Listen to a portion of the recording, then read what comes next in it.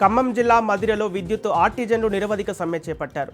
రాష్ట్ర వ్యాప్తంగా తమ దీర్ఘకాలిక సమస్యలను పరిష్కరించాలని డిమాండ్ చేస్తూ మదిర విద్యుత్ సబ్ డివిజనల్ కార్యాలయం ఎదుట విద్యుత్ కార్మిక సంఘాల ఆధ్వర్యంలో బైఠాయించి నిరసన వ్యక్తం చేశారు. విద్యుత్ అర్హతల ఆధారంగా ఉద్యోగ కన్వర్షన్ ప్రక్రియ చేపట్టి పాత సర్వీస్ ఈపీ సర్వీస్ రూల్స్ను వర్తింపజేయాలని డిమాండ్ చేశారు. ఆన్మాండ్ వర్కర్లను తక్షణమే ఆర్టిజన్గా గుర్తించి సంస్థలో విలీనం చేయాలని కోరారు. తమ న్యాయమైన డిమాండ్లు తీరే వరకు ఆందోళన విరమించే ప్రసక్తి లేదని విద్యుత్ కార్మికులు స్పష్టం చేశారు.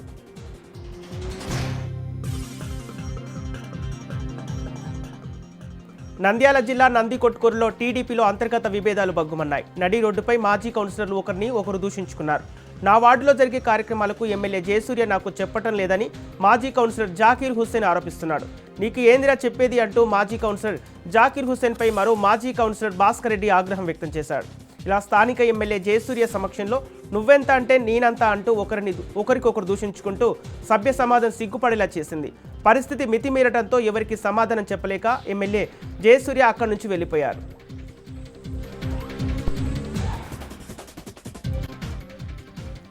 కృష్ణపట్నం పోర్టుపై పెత్తనం కోసం తండ్రిని అడ్డం పెట్టుకుని జగన్ జీవో తెప్పించారని ఎమ్మెల్యే సోమిరెడ్డి ఆరోపించారు. గత 5 ఏళ్ల పాలనలో పోర్టులు, హార్బర్లు, చివరకు జెట్టీలు రాకుండా చేశారని విమర్శించారు. మాజీ ఉపరాష్ట్రపతి వెంకయ్యనాయుడు సహకారంతో హార్బర్ తెచ్చామని సోమిరెడ్డి అన్నారు. ఈ నెల 15న జువ్వలదిన్నెకి రానున్న జగన్ 5 ఏళ్ల పాటు హార్బర్ పూర్తి చేయలేకపోయామని చెబుతావా అంటూ సెటరికల్గా సోమిరెడ్డి వ్యాఖ్యానించారు.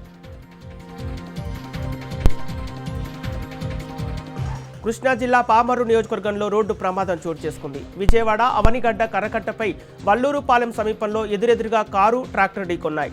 ఈ ఘటనలో కారు ఉన్న 3 ప్రయాణికులు గాయపడ్డారు. పల్నాడు జిల్లా పిడుగురాళ్ల కొండమూడి జంక్షన్కి చెందిన దారెడ్డి అమర్ నరసింహారెడ్డి కుటుంబ సభ్యులతో కలిసి మోపిదేవి గుడికి వచ్చి తిరిగి వెళ్తుండగా ఈ ప్రమాదం జరిగింది. సమాచారంతో ఘటనా స్థలానికి చేరుకున్న పోలీసులు కేసు నమోదు చేసి క్షతగాత్రులను ఆసుపత్రి తరలించారు. మహబూబాబాద్ జిల్లా కొత్తగూడెం మండలంలో నిత్యం రద్దీగా ఉండే రోడ్డు అధ్వానంగా మారింది. ప్రతిరోజు నిత్యం 10ల సంఖ్యలో వాహనదారులు ప్రయాణిస్తుంటారు. కంకర రోడ్డు కారణంగా బైకర్స్ అదుపు తప్పి ప్రమాదాల బారిన పడుతున్నారు. అధికారుల నిర్లక్ష్యం సామాన్యుల ప్రాణాల మీదకు తెస్తోందని స్థానికులు మండిపడుతున్నారు. బీటీ రోడ్డు పనులు సకాలంలో పూర్తి చేయకుండా రోడ్డుపై కంకర పోసి వదిలేయటం వల్లే ఈ ప్రమాదాలు జరుగుతున్నాయని ప్రజలు ఆరోపిస్తున్నారు. ఇంత జరుగుతున్నా అటు కాంట్రాక్టర్ గాని అధికారులు పట్టించుకున్న దాఖలాలు లేవు.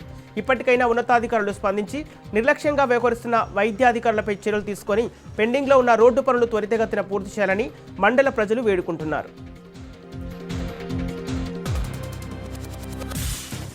పెద్దపల్లి జిల్లా పట్టణంలోని సమస్యాత్మక ప్రాంతాల్లో పోలీస్ కార్డన్ సెర్చ్ నిర్వహించారు.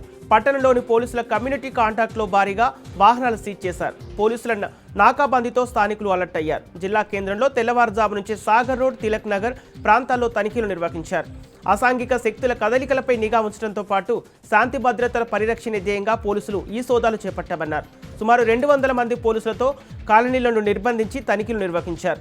సరైన పత్రాలు లేని 80 బైకులు, 6 ఆటోలను, అక్రమంగా తరలిస్తున్న మద్యం సీసాలను, గంజాయిని గుర్తించి స్వాధీనం చేసుకున్నారు. జిల్లా కేంద్రం శరవేగంగా అభివృద్ధి చెందుతుండటంతో ఇతర రాష్ట్రాల నుంచి ఉపాధి కోసం వస్తున్న వారి సంఖ్య పెరిగిందని ఏసీపీ కృష్ణ యాదవ్ అన్నారు. ఎవరైనా అనుమానితులుంటే వెంటనే సమాచారం ఇవ్వాలని సూచించారు. పోలవరం జిల్లా చింతూరు డివిజన్లో కూనవరం రుద్రంకోట గోదావరి ఫెర్రీబోటు వేలం రసాబసగా సాగింది. కూనవరం గ్రామ పంచాయతీలో జరిగిన ఫెర్రీబోటు పాటలో పాత బకాయిలు చెల్లించాలంటూ గిరిజనులు ఆందోళన దిగారు. సుమారు 25 లక్షల రూపాయల పాత బకాయిలు చెల్లించకుండా వేలం నిర్వహించడంపై గిరిజనులు ఆగ్రహం వ్యక్తం చేశారు.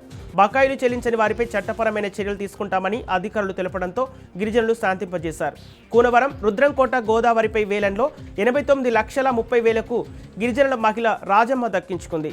రుద్రంకోట కూనవరం మధ్య గల గోదావరిపై పడవ ప్రయాణం నిర్వహించేందుకు ఈ వార్షిక ఏడాదికి గాను ఫెర్రీబోటు పాటను కూనవరంలోని గ్రామ పంచాయతీ కార్యాలయంలో అధికారులు నిర్వహించారు.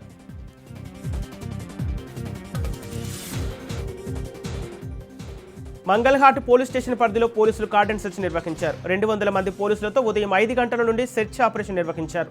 డ్రగ్స్, గంజాయి, మాదక ద్రవ్యాల నిర్మూలనలో భాగంగా తనిఖీలు చేపట్టారు. మంగళహాట్లోని అప్పర్ దూల్పేట్, టక్కర్వాడి, లాల్ భవన్, జింగూర్ బస్తీ తదితర ప్రాంతాల్లో క్షుణ్ణంగా పరిశీలించారు.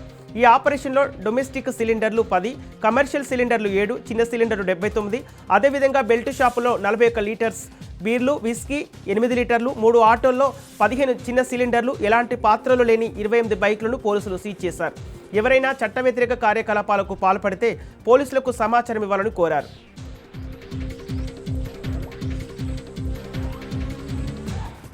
విశాఖలో మహాత్మా జ్యోతిరావు పూలే 119వ జయంతి వేడుకలు ఘనంగా జరిగాయి. పార్టీలకు అతీతంగా పలువురు నేతలు పూలే విగ్రహానికి పూలమాలలు వేసి నివాళులర్పించారు. సిపిఐ నగరంలో పూలే జయంతి సందర్భంగా ర్యాలీ నిర్వహించారు. సంఘ సంస్కర్త, సామాజికవేత్త, కుల వ్యవస్థ నిర్మూలనకు పాటుపడ్డ వ్యక్తి పూలే అని కొనియాడారు. అంతేకాకుండా మహిళా పునరుద్ధరణకు కృషి చేసిన అలాంటి మహనీయుడి అడుగుజాడల్లో ప్రతి ఒక్కరూ నడవాలని వారంతా విజ్ఞప్తి చేశారు.